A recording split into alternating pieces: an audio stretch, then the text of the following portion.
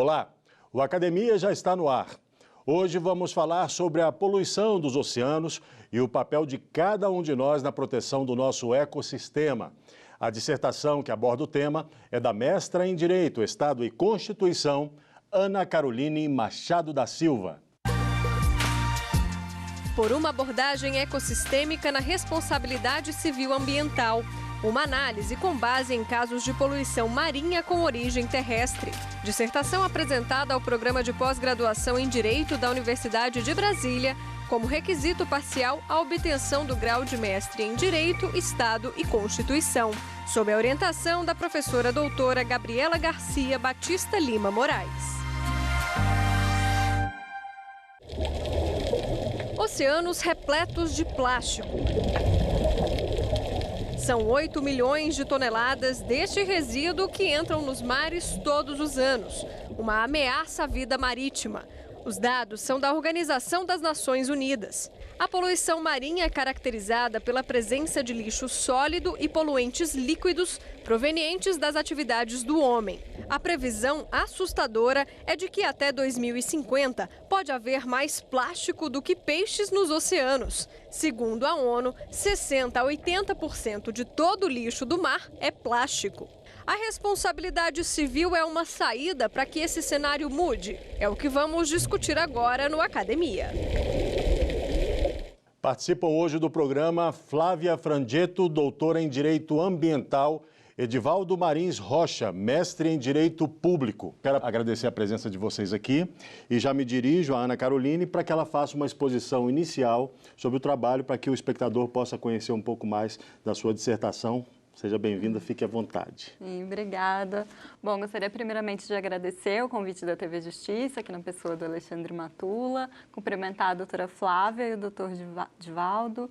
É um prazer estar aqui hoje, poder falar um pouco sobre a minha pesquisa e poder discutir um pouco desse tema que eu considero tão importante com vocês. E explicando um pouco sobre o contexto da minha pesquisa, ela surgiu no âmbito de alguns estudos realizados num grupo de pesquisa de estudos de recursos naturais da Universidade de Brasília. E lá nós estávamos trabalhando com 2 projetos de pesquisa, um voltado para recursos hídricos e o outro voltado para recursos marinhos. E no decorrer desses estudos, nós fomos percebendo um problema muito recorrente, que era uma dificuldade do direito de lidar com a complexidade desses ambientes, dessas áreas aquáticas, e uma dificuldade de integração mesmo, porque são ambientes que sofrem as interferências de várias atividades.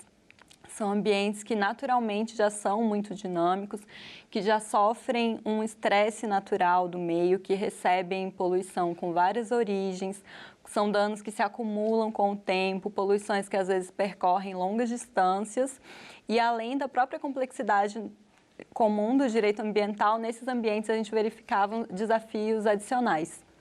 Então eu decidi trabalhar na minha dissertação com o tema da poluição marinha com origem terrestre e que impactava também nos recursos hídricos. E esse tipo de poluição, a poluição com origem terrestre no mar, ela é responsável por 80% da poluição existente no mar. E então eu resolvi trabalhar com a perspectiva da responsabilidade civil, porque eu verifiquei uma dificuldade da teoria tradicional de trabalhar com esses problemas, porque é muito difícil você comprovar no processo judicial pensado para litígios individuais na comprovação dos elementos da responsabilidade civil. Você comprovar o dano, o nexo de causalidade, dimensionar esses danos e determinar medidas de reparação e de prevenção adequadas. Então, eu resolvi utilizar como o enfoque do meu trabalho para tentar solucionar esse problema a abordagem ecossistêmica, que é um conceito mais comum na gestão, para trabalhar justamente com essa integração em áreas que sofrem a influência de várias atividades.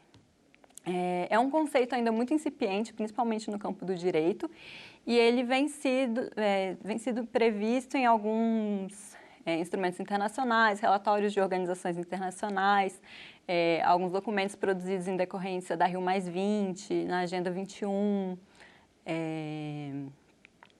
nas diretrizes da FAO também. E no Brasil ainda está caminhando, iniciando essa introdução no direito. Já começamos a ter previsão nos planos setoriais de recursos marinhos. E no que consiste essa abordagem?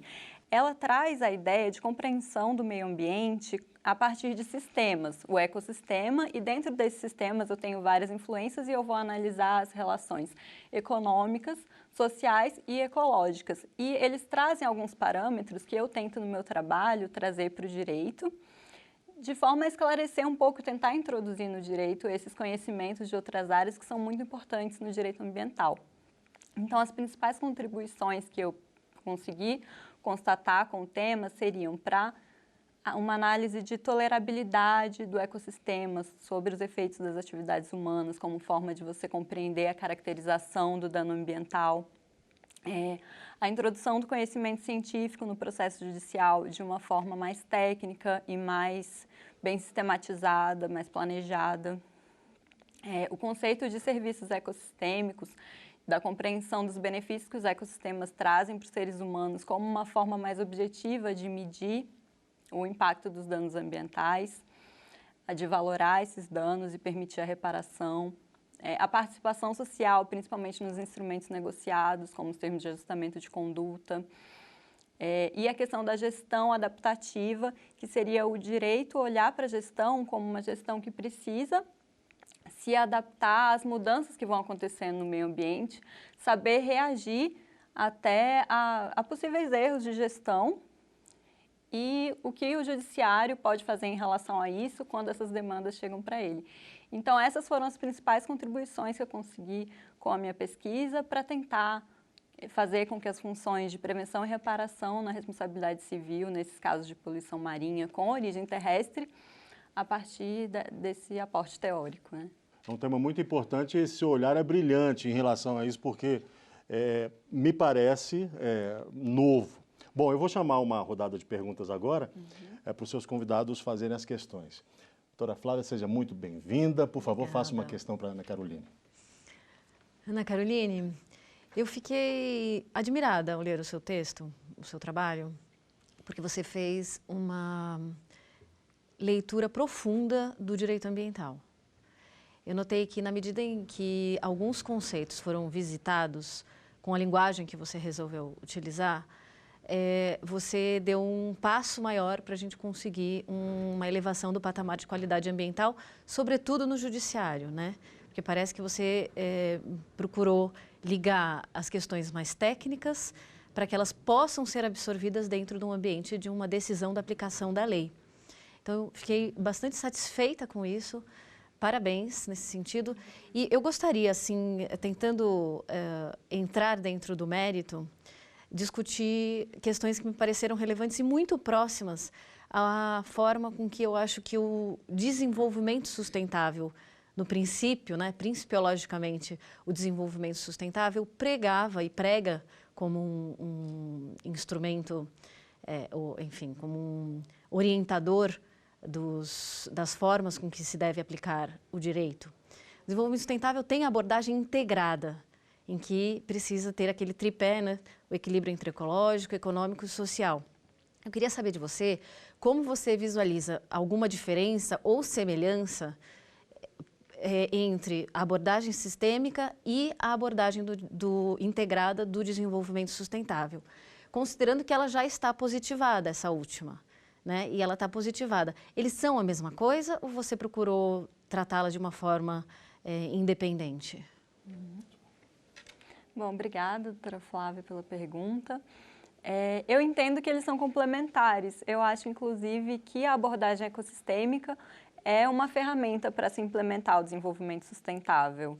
Pelo desenvolvimento sustentável, a gente tem aquela ideia de trazer o pilar econômico, o social e o ecológico, e eu acho que com a abordagem ecossistêmica a gente tenta justamente trazer para a prática, principalmente da gestão, esses conceitos a partir de alguns critérios muito importantes, como a introdução do conhecimento científico, para eu trazer o aspecto ecológico, mecanismos de participação diretiva de todos os interessados e atingidos pelas interferências no meio ambiente, como uma forma de integrar esse pilar social.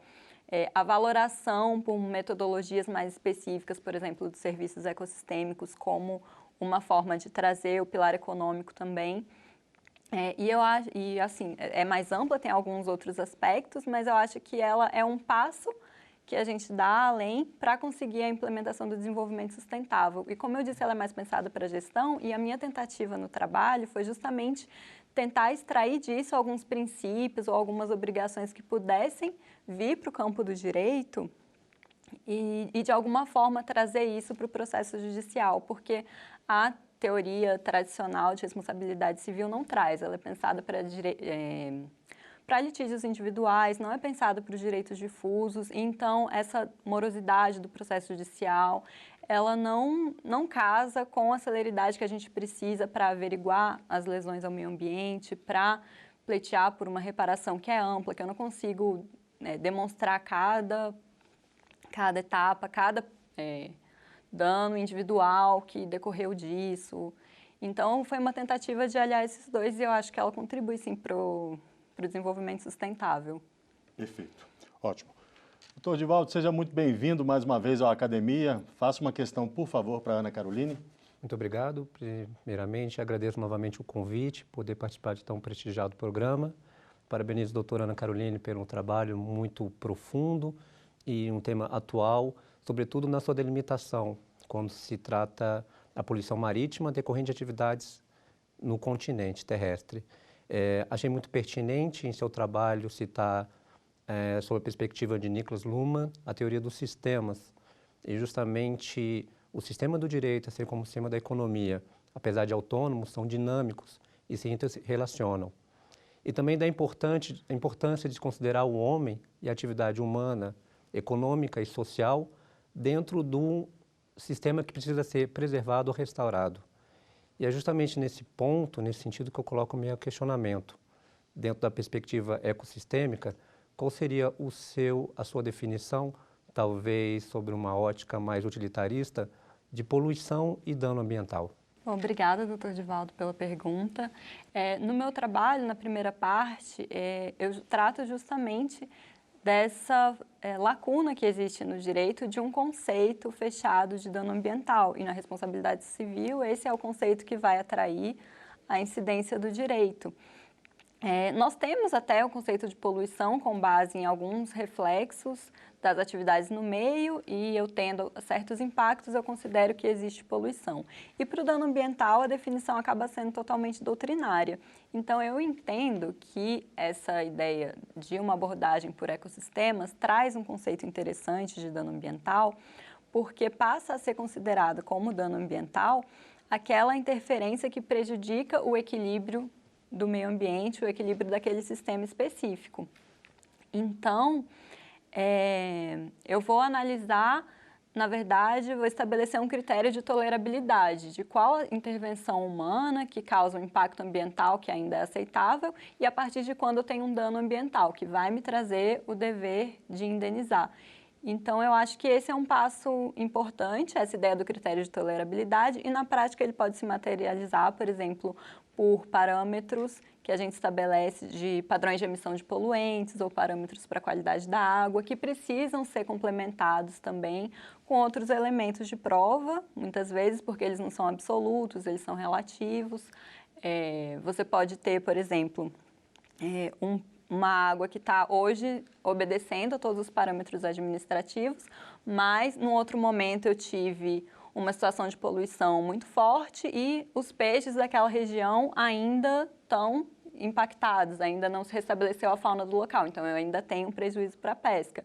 Então, todos esses efeitos, eles precisam ser mensurados para eu definir o que é o dano ambiental. Então, eu acho que o principal critério é esse, da tolerância do meio em relação àquelas interferências que estão acontecendo. Quando eu prejudico o desequilíbrio, eu tenho o dano ambiental. Eu quero voltar nesse assunto no próximo bloco. Eu peço licença a você, Ana Caroline, também aos nossos convidados. Nós vamos fazer agora um rápido intervalo. Daqui a pouco a gente volta. Fique conosco aqui na Academia.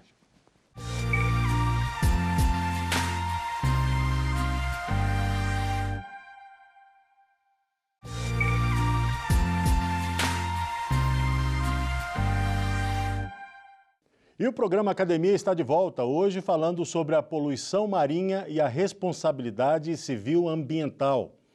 A expositora é a mestra em Direito, Estado e Constituição, Ana Caroline Machado da Silva. E estão com a gente a doutora em Direito Ambiental, Flávia Frangetto, e o mestre em Direito Público, Divaldo Marins Rocha.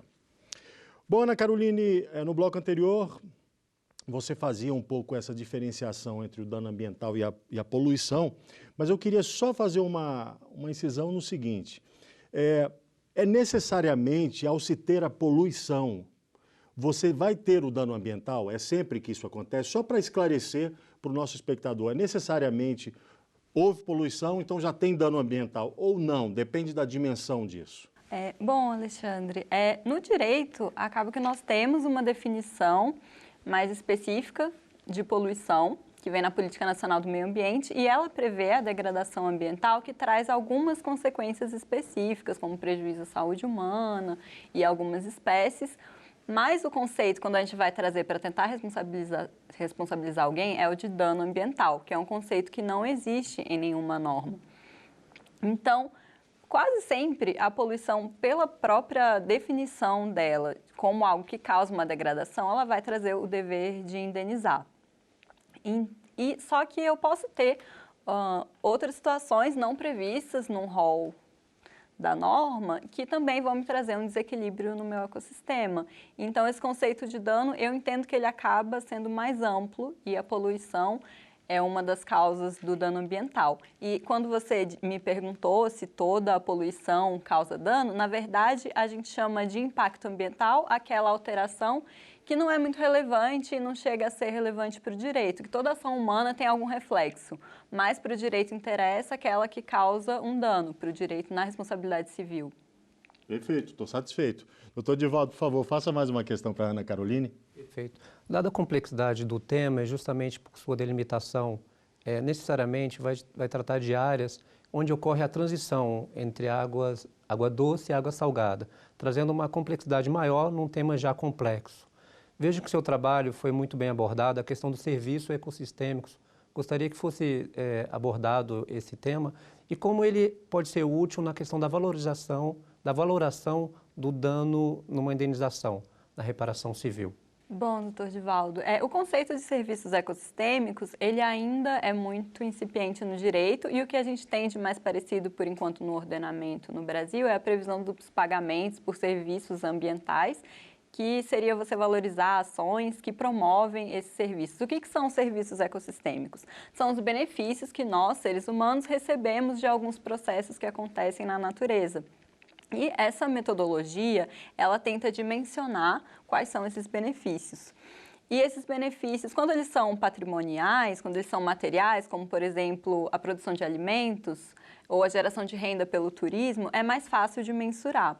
Mas quando eu estou falando, por exemplo, de uma importância cultural daquele meio, de valores imateriais, é mais difícil. Mas já se tem desenvolvido técnicas, metodologias para tentar averiguar isso, ouvindo as pessoas, fazendo entrevistas, tentando perceber daí qual o valor que aquela degradação afetou, né? É uma metodologia que pode ser utilizada na gestão, eu vou mensurar os serviços que vão ser atingidos por um certo empreendimento e daí eu tiro até uma análise de custo-benefício. Vale a pena interferir aqui, permitir, por exemplo, a exploração de um certo minério numa área em que o turismo é muito forte.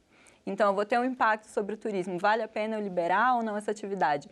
E eu tentei trazer isso para o momento de pós-dano ambiental, né? A partir daí, quais foram os prejuízos que eu realmente tive por conta dessa degradação? E aí eu incluo esse elemento econômico de uma forma mais objetiva, mais completa, e até a própria percepção das pessoas atingidas também nessa valoração. E eu acho que a contribuição principal é essa, porque a gente não tem também uma metodologia específica prevista em lei, né? Uhum. Ótimo.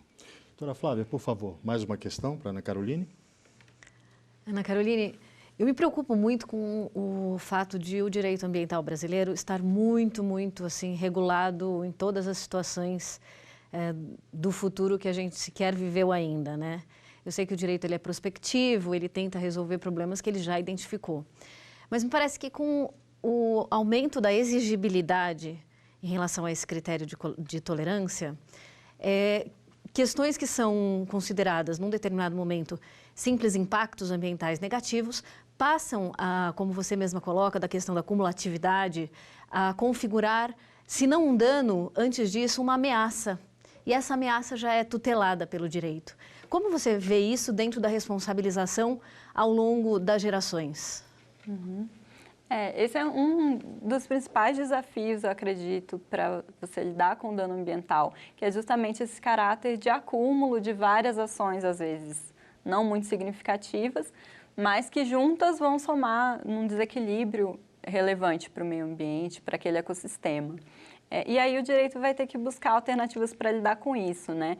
A própria ideia da responsabilidade solidária, de eu permitir que todas as pessoas que de alguma forma contribuíram para a ocorrência desse dano, elas tenham que arcar em alguma medida com isso, já é um início.